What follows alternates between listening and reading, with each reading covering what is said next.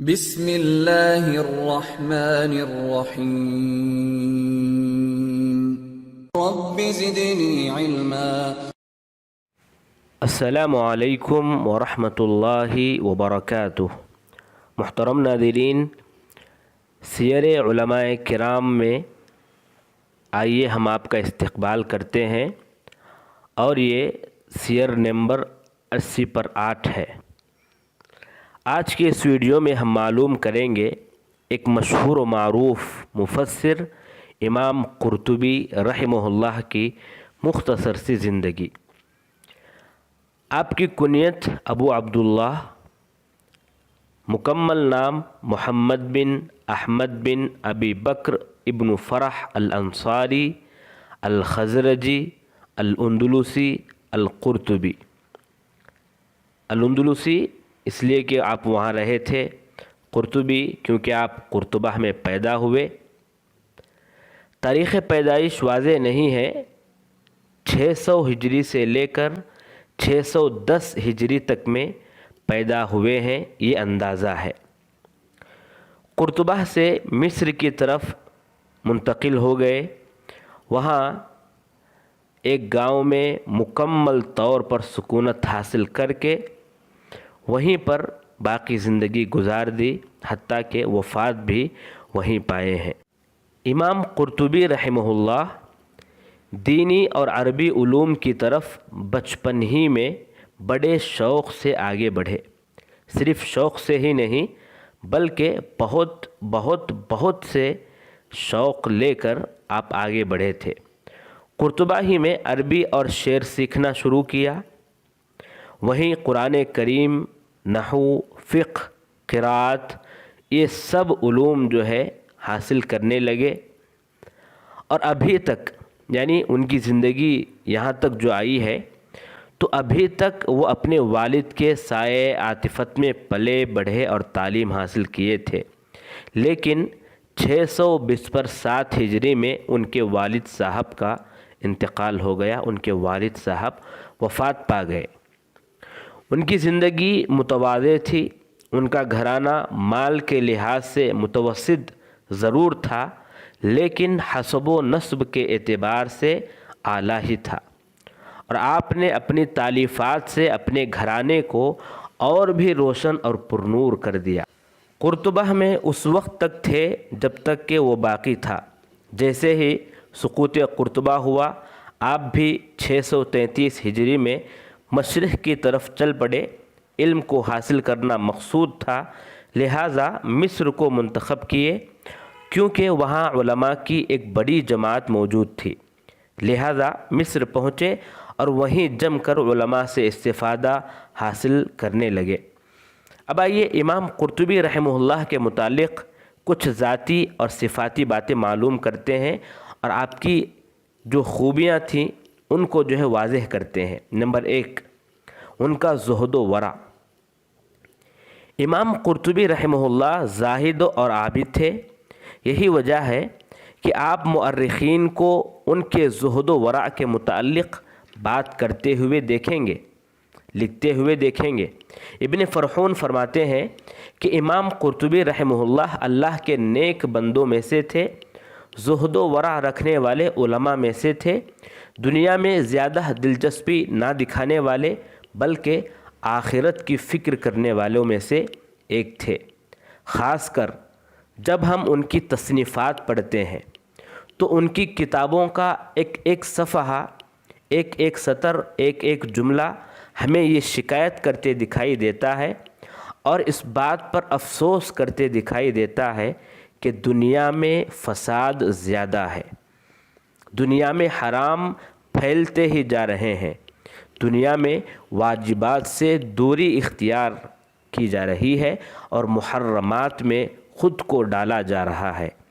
خود ان کی 2 کتابیں ان کی زہد و ورع پر دال ہیں، اور وہ 2 کتابیں یہ ہیں۔ نمبر 1، قمع الحرص بالزہد والقناعہ، نمبر 2، التذکرہ فی اقوال الموتى وامور الآخرہ۔ دوسری خوبی جو امام قرطبی رحمہ اللہ کے اندر موجود تھی وہ یہ ہے کہ آپ کی شجاعت اور جرأت حق کے معاملے میں، اس میں کوئی شک نہیں کہ امام قرطبی شجاع اور جری تھے، حق کے بولنے میں بھی اور حق کو قبول کرنے میں بھی۔ اتنے جری کیوں نہ ہو کہ ان کے پاس واسع علم تھا، ورع تھا، دنیا کی حقیقت آپ کے سامنے عیاں تھی، اسی لیے حق کے معاملے میں کسی ملامت گر کی ملامت سے کبھی نہیں ڈرتے تھے۔ یہ ان کی تفسیر میں ہم بخوبی دیکھ سکتے ہیں، جیسا کہ وہ فرماتے ہیں کہ خود اپنے زمانے کے بارے میں، یہی وہ زمانہ ہے جس میں باطل حق پر غالب ہے اور غلام آزاد پر بھاری ہیں، احکام کا کچھ عطا پتہ نہیں ہے اور حکام میں بھی احساس نہیں ہے، حکم برعکس ہو چکا ہے، حق بھی برعکس ہو چکا ہے، اللہ کے دین کو بدل چکے ہیں، اللہ کے حکم کو بدل چکے ہیں۔ نمبر 3، تیسری خوبی جو امام قرطبی رحمہ اللہ کے اندر موجود تھی وہ ہے آپ کا تواضع اور آپ کی سادگی۔ آپ بہت زیادہ سادگی والے تھے، چونکہ دنیا کی حقیقت واضح تھی، اسی لیے سادگی کو اپنائے ہوئے تھے۔ نمبر 4، چوتھی خوبی جو امام قرطبی رحمہ اللہ کے اندر موجود تھی وہ ان کا عزم اور حوصلہ، کہ امام قرطبی رحمہ اللہ کی زندگی کا مطالعہ کرنے والے تعجب میں پڑ جاتے ہیں کہ ان کے اندر کس قدر عزم تھا اور یہ کتنے محنتی تھے کہ آپ کی زندگی علم، مطالعہ اور تالیف میں گزری ہے۔ پریشانی اور تھکاوٹ بہت کم محسوس کرتے تھے، کبھی کبھی راحت کے لیے رک جاتے، ورنہ علم یا مطالعہ یا تالیف اسی میں آپ ہمیشہ رہا کرتے تھے۔ یہی وجہ ہے کہ ان کا ترجمہ لکھنے والے لکھتے ہیں کہ آپ کی زندگی 3 چیزوں کے ارد گرد گھومتی ہے۔ آپ کی زندگی 3 چیزوں کے ارد گرد گھومتی ہے۔ نمبر 1 توجہ، نمبر 2 عبادت، نمبر 3 تالیف۔ اور یہ چیز ان کے اندر جو پیدا ہوئی اس کی وجہ وہ چیز تھی جس کو وہ حاصل کر رہے تھے۔ وہ ہمیشہ ان نصوص شرعیہ کے ساتھ رہتے جو قول و عمل میں صدق کی تعلیم دیتی ہیں، لوگوں کو اچھے انداز میں مخاطب کرنا سکھاتی ہیں، صفاحت اور لوگوں پر زبان درازی سے روکتی ہیں، نفاق، کبر، ریا، ان تمام چیزوں سے نفرت پیدا کراتی ہیں، فتنوں سے بچاتی ہیں۔ 5ویں خوبی جو امام قرطبی رحمہ اللہ کے اندر موجود تھی وہ یہ ہے کہ ان کی امانت، علم کے اصول کے پابند تھے۔ وہ ان فاضل علماء کی طرح تھے جو صاحب فضل کو ان کا حق دیتے تھے اور اس بات سے ڈرتے تھے کہ دوسروں کی چیزوں کو اپنی طرف سے منسوب کریں۔ یہ آپ کبھی نہیں کیے۔ خود فرماتے ہیں کہ میری تفسیر کی چند شرطوں میں سے ایک شرط یہ ہے کہ میں اقوال کو قائلین کی طرف اضافت دیتا ہوں، احادیث کو ان کے مصنف کی طرف اضافت دیتا ہوں، کیونکہ یہ کہا جاتا ہے کہ علم کی برکت یہ ہے کہ قائلین کی طرف اضافت دیا جائے۔ 6ویں خوبی جو آپ کے اندر موجود تھی وہ یہ ہے کہ امام قرطبی رحمہ اللہ کے اندر اجتہاد بھرپور انداز میں موجود تھا اور وہ بہت زیادہ مطالعہ کیا کرتے تھے۔ کئی مورخین نے یہ ذکر کیا ہے کہ ان کی زندگی توجہ، عبادت اور تالیف میں گزری ہے، اور یہ علماء کی شان ہے اور فضلاء کی نشانی ہے۔ آپ بہت زیادہ مطالعہ کرنے والے تھے، کتابوں کو بہت زیادہ پسند کرتے تھے، کتابوں کو جمع کرنے، ان کو بچا کے رکھنے کی فکر کرتے تھے۔ اسی بنا آپ کے پاس مختلف قسم کے بہت سی کتابیں جمع تھیں۔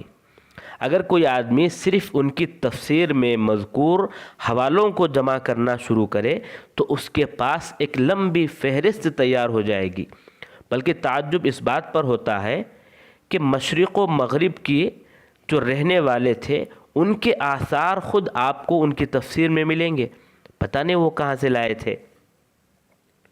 ان کی شغف اور محبت جو کتابوں کے تعلق سے ہے، اگر وہ دیکھنا چاہیں تو التذکرہ ان کی جو کتاب ہے وہی کافی ہے۔ خاص کر امام قرطبی رحمہ اللہ، ابن عبد البر رحمہ اللہ اور ابن العربی رحمہ اللہ کی کتابوں کو بہت زیادہ پڑھا کرتے تھے، اور ان دونوں سے نقل بھی بہت زیادہ کرتے ہیں، خاص کر تمہید اور احکام القرآن، ان دونوں کتابوں سے بہت زیادہ جو ہے آپ نقل کرتے ہیں۔ اب آئیے امام قرطبی رحمہ اللہ کے اساتذہ کے بارے میں معلوم کریں۔ ان کے مشہور اساتذہ میں ابن رواج، ابن الجمیزی، ابو العباس الحسن البکری یا البکری، یہ مشہور اساتذہ میں ہے۔ اب آئیے تلامذہ کی بات کریں تو شہاب الدین احمد، ابو جعفر زبیر بن محمد الثقفی العاصمی الغرناطی، اسماعیل بن محمد بن الخراستانی، ابو بکر القسطلانی، ضیاء الدین الستلیجی، یہ آپ کے تلامذہ ہیں۔ اب آئیے آپ کی کتابوں کے بارے میں بات کریں۔ آپ کی بہت ساری کتابیں ہیں، ان میں سب سے پہلے ہم تفسیر کو رکھیں گے، تفسیر الجامع لاحکام القرآن جو آپ کی مشہور و معروف تفسیر ہے۔ نمبر 2 التذکرہ فی احوال الموتى و امور الآخرہ۔ نمبر 3 التذکار فی افضل الاذکار۔ نمبر 4 الاسنی فی شرح اسماء اللہ الحسنی۔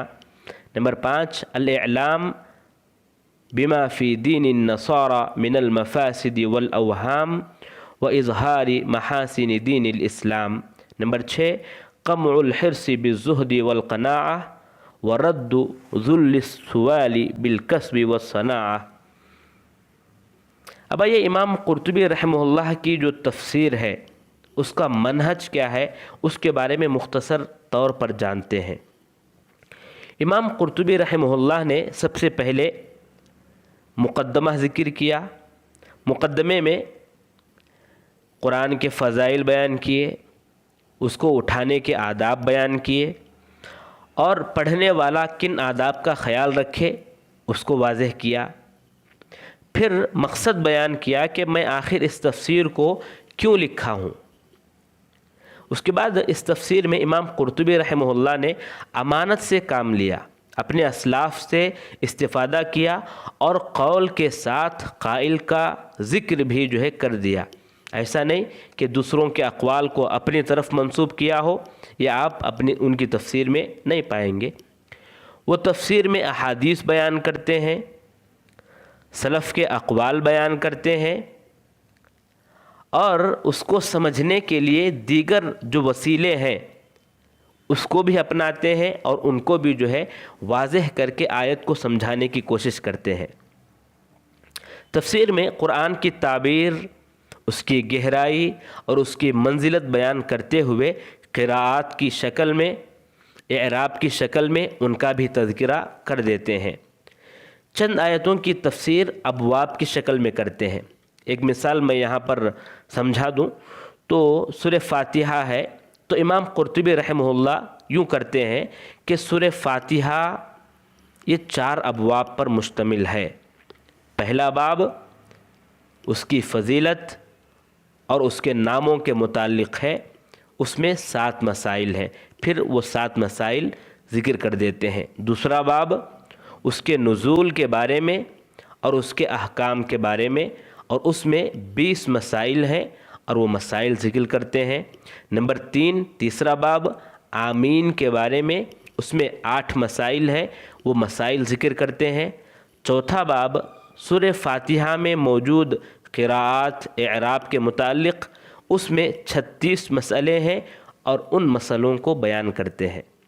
تو اس طرح باب ایک آیت، 2 آیت، 3 آیتوں کو ملا کر ایک باب جو ہے لگاتے ہیں، اس میں اتنے ابواب ہیں، پہلا باب میں یہ ہے، دوسرا باب میں یہ ہے، تیسرا باب یہ ہے، اس طرح جو ہے بیان کرتے ہیں۔ اور کبھی کبھی باب ذکر کیے بغیر صرف مسائل بیان کرتے ہیں، اور انہی مسائل کے درمیان میں لغوی مفردات، شعری شواہد، کلمات کے اشتقاق، ان کی تصریف، تعلیل، اعراب، تصحیح، علماء کے اقوال، خود مؤلف کی کیا رائے ہے، سب جو ہے ذکر کر دیتے ہیں۔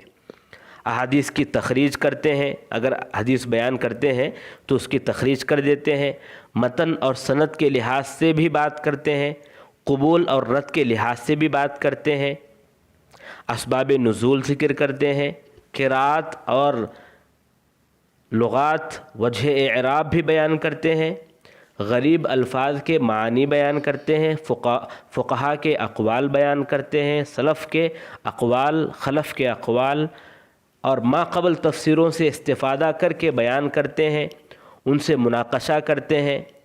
مثلا ابن جریر رحمہ اللہ ہے، ابن عطیہ رحمہ اللہ ہے، ابن العربی رحمہ اللہ ہے، ان تمام سے نقل کرتے ہیں، مناقشہ بھی کرتے ہیں، اور جو بھی بات ہے اس کو دلیل کے ساتھ ذکر کرتے ہیں۔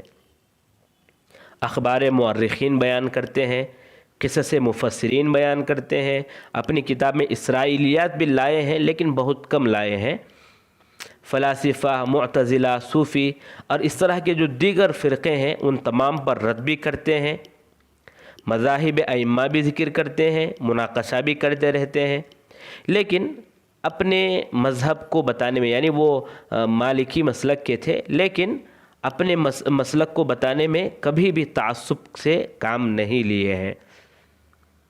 گویا کہ اگر خلاصہ اگر کہیں تو امام قرطبی رحمہ اللہ اپنے بحث میں آزاد، نقد میں پاک، مناقشہ میں صاف اور تفسیر میں تمام ناحیوں سے علوم شرعیہ کے مطابق تفسیر کرنے والے تھے، اور ان کی تفسیر بھی ویسے ہی بہترین ہے۔ اب یہ علماء کے آراء کیا ہیں امام قرطبی رحمہ اللہ کے بارے میں، وہ جانتے ہیں۔ ابن فرحون فرماتے ہیں کہ اللہ کے نیک بندوں میں سے تھے، زہد و ورع رکھنے والے علماء میں سے تھے، دنیا سے دور آخرت سے تعلق رکھنے والے تھے، ان کے کاموں میں توجہ، عبادت اور تصنیف تھی۔ امام ذہبی رحمہ اللہ فرماتے ہیں کہ امام متقن علم کے سمندر ہے۔ ابن العماد الحنبلی فرماتے ہیں کہ امام تھے، حدیث کے معنی میں ڈوبنے والے تھے۔ زرکلی رحمہ اللہ فرماتے ہیں کبار مفسرین میں سے ہیں، صالح ہیں، متعبد ہیں۔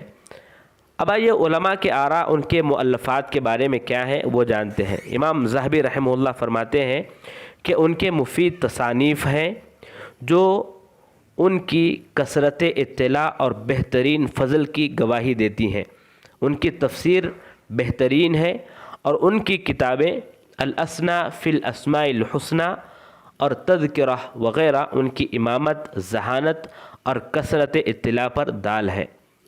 ابن فرحون رحمہ اللہ ان کی تفسیر کے متعلق لکھتے ہیں کہ وہ عظیم تفسیر ہے اور نفع بخش تفسیر ہے، قصص اور تاریخ کو کم بیان کرتے ہیں، قراءات، اعراب، ناسخ و منسوخ، احکام، استنباط ادلہ، ان کو زیادہ جو ہے بیان کرتے ہیں۔